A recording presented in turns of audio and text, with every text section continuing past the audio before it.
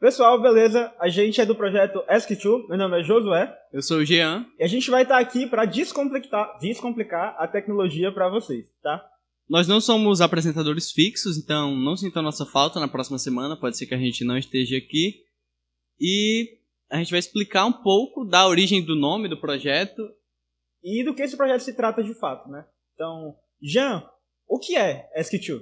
ESC2 é uma tabela que foi usada para unificar os alfanuméricos. Alfanuméricos são números e letras do computador, porque era meio disperso antes de 1960, que foi quando Robert Wemer elaborou a tabela ESC2.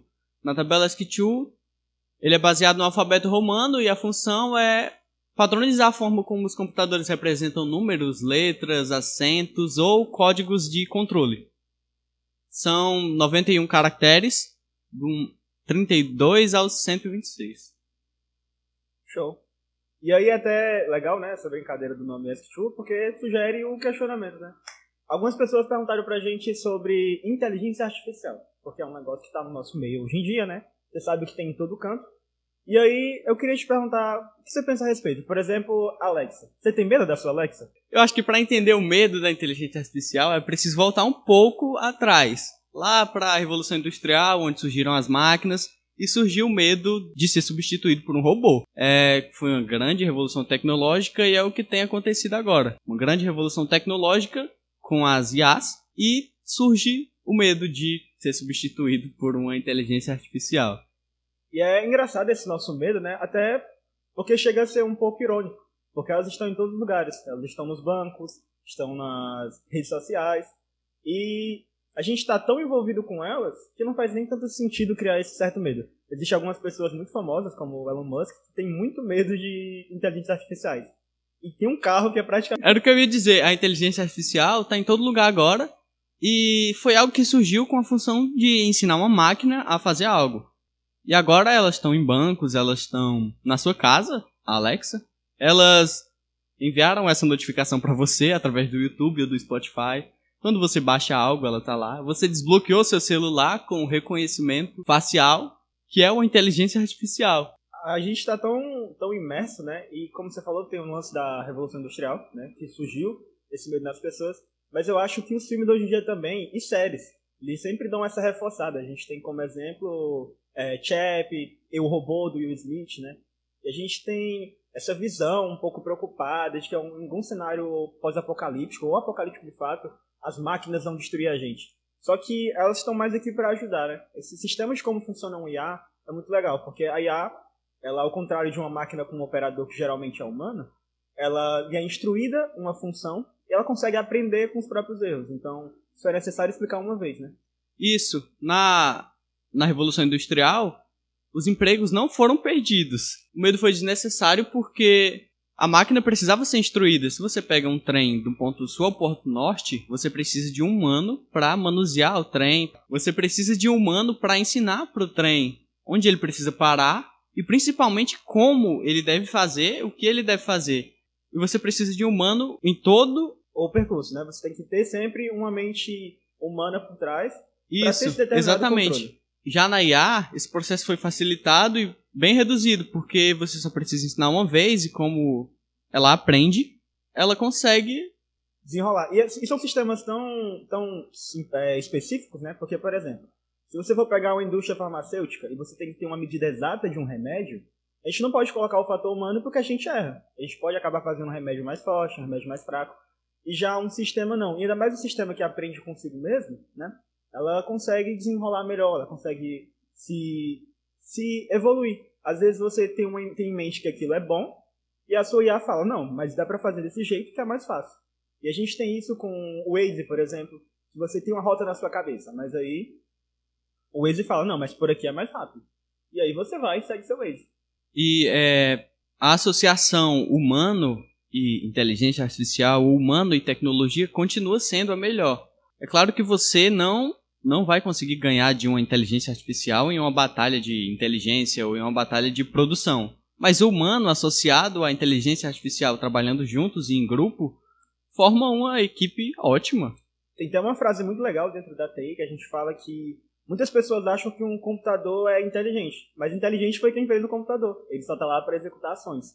Mas no caso da IA, não. A IA, de fato, é inteligente porque algumas IAs elas possuem uma rede neural que elas conseguem armazenar informações muito úteis. Então, elas vão criando essa rede neural que chega a um ponto que chega ao perfeccionismo, de tão ótimo que chega.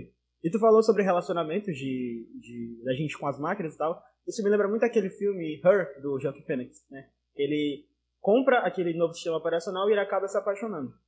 Eu queria te perguntar sobre o que tu acha em relação a isso, dessa harmonização entre homem e máquina. Certo que lá é um relacionamento amoroso, né? Isso. Mas hoje você concorda que a gente está muito dependente de tecnologias. Hoje a gente está muito automatizado junto com elas. O metaverso tá aí pra mostrar isso, né? O metaverso é um exemplo muito específico e muito real, assim, muito palpável do relacionamento do homem com a tecnologia ou com a máquina e como isso pode ser muito tóxico às vezes, se não for gerido de forma saudável.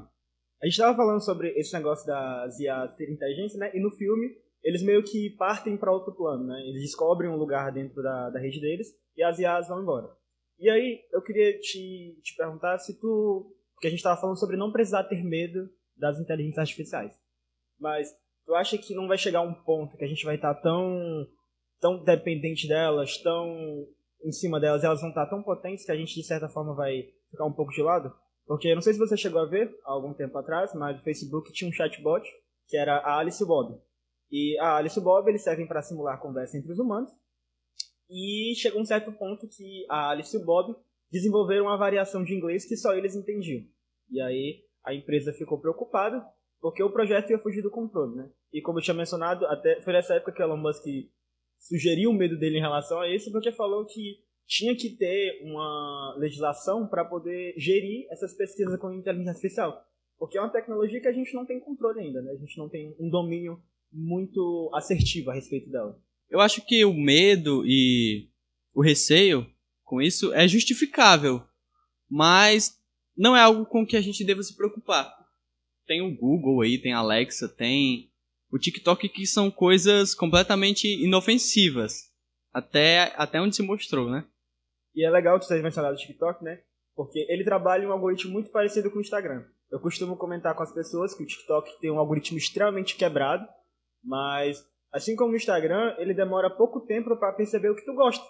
E é engraçado imaginar uma máquina entender mais do teu gosto do que tu. Porque ela fala, olha, Jean gosta de literatura, Jean gosta de música. E aí ele te recomenda uma música que é uma poesia. E aí, se tu não curtir, ele vai falar, ele não gostou disso aqui.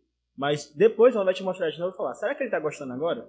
Então, são sistemas que estão querendo entender a gente, tanto quanto a gente está querendo entender eles, né? Só que cada sistema é feito para um uso específico, né? No caso do Instagram, ele só quer que você tenha retenção de telas, quer que você fique o máximo de tempo lá possível, né? E a gente está falando sobre as IA, né? E tem muita gente que tem medo delas por imaginar um robô, né? Um robô, uma máquina física. E aí até eu queria te perguntar se você tem algum pensamento pessimista em relação a essa humanização que, por exemplo, a Magalu faz, a Bia, do Bradesco, mas no caso da Bia já é mais só uma inteligência artificial. Mas o que tu pensa a respeito dessa humanização?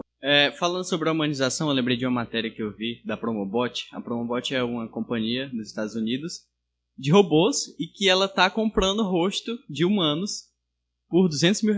Você perde o direito sobre o seu rosto e os rostos vão ser usados nos robôs. Mas robôs... que robô? Vai ter um policial com a minha cara? Os robôs são uma espécie de atendentes. Eles estão em hotéis, em farmácias, em ambientes assim, mais descontraídos, porque eles querem dar uma cara mais humanizada. Assim como você falou sobre a humanização. Pra dar essa tranquilidade nas pessoas, né? Isso, exatamente. Pra que não seja visto como o robô algo, sabe, algo que amedronte ou algo que afaste, que querendo ou não acaba afastando por ter a imagem do robô. E tocando nesse assunto, o Isaac Asimov, que é um autor muito importante para a ficção científica, e ele preveu muitas coisas no âmbito da tecnologia. Ele escreveu o Eu, Robô, que acabou ganhando uma adaptação para o filme, e lá ele fala sobre as leis da robótica.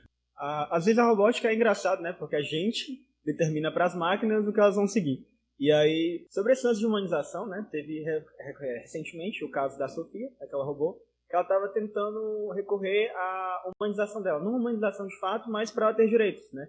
Porque ela não queria seguir as leis da robótica, que foram 3 leis determinadas por alguém, que não foi nenhum robô chegou e sentou e conversou, isso aqui é o certo pra gente. E aí é engraçado imaginar esse cenário, né, de que a gente determinou pra eles o que fazer. A gente falou, olha, você não pode me machucar. Eu te criei, mas você não pode me machucar. E aí eu queria que tu me dissesse, tipo, se tu tem alguma opinião volátil em relação a isso, tipo, a gente deve mandar nos robôs, a gente não deve mandar neles, porque se tratando de uma máquina que você programa e ela só vai fazer uma função determinada, é uma coisa. Mas uma IA, que ela vai aprender com ela vai realmente, praticamente ter uma derivação de consciência, aí já é outra coisa. Eu acho que seres não, mas tecnologias semi-cientes, como as IAs, assim como os humanos, elas têm que ser submetidas a algumas leis. E as leis da robótica funcionam muito bem nesse sentido. E a minha opinião é que as leis da robótica se encaixam muito bem e que devem continuar sendo aplicadas tanto em IAs quanto em robôs. Principalmente em IAs por serem seres. A gente até confunde com a humanidade. Mas por serem tecnologias que têm consciência e que aprendem e que se desenvolvem ao longo da vida, assim como os seres humanos. Elas devem ser submetidas a algum tipo de lei. Tu falou sobre esse negócio de confundir, isso me lembrou de Detroit Become Human, né? Que lá os androides divergentes começam a ter sentimentos, a ter consciência e tal. E aí tem uma frase muito marcante no jogo, que um dos personagens fala pro outro, que ele não é humano. E ele fala, eu sei disso, entendeu? Não estou tentando ser humano, não estou tentando ser como vocês. Só quero o direito de também poder ter voz, né? Porque quando se tratando da BIA, do Bradesco, que só serve pra dizer as suas informações bancárias, ou sei lá, a ação da Samsung, que só serve para te orientar dentro do site, vai ter algumas inteligências, que nem a Sofia, que vão ter um parâmetro maior para se pegar, para se agarrar, né? E continuar vivendo assim. Porque se a gente for parar para pensar hoje, a gente tem esse mundo tátil físico, né? Se a gente falar sobre o metaverso. Então, dentro do metaverso, a gente vai acabar encontrando esses NPCs da vida. Sendo uma inteligência artificial, a gente não pode ter controle de saber se é uma pessoa de verdade, né? Ou se é só um robô. Eu sei que a gente está falando demais a respeito disso, né? Mas para não se perder, a gente não precisa ter medo das IA. A gente não precisa ter medo desses sistemas, porque eles estão aqui para auxiliar a gente e ajudar a gente. Eles foram programados para isso. E se algum dia a sua Alexa acordar de madrugada querendo furar seu pescoço com uma faca, ela provavelmente tem algum motivo. Ela sabe seu histórico. E aí, eu queria dizer para vocês que a gente está muito feliz de estar começando esse projeto aqui.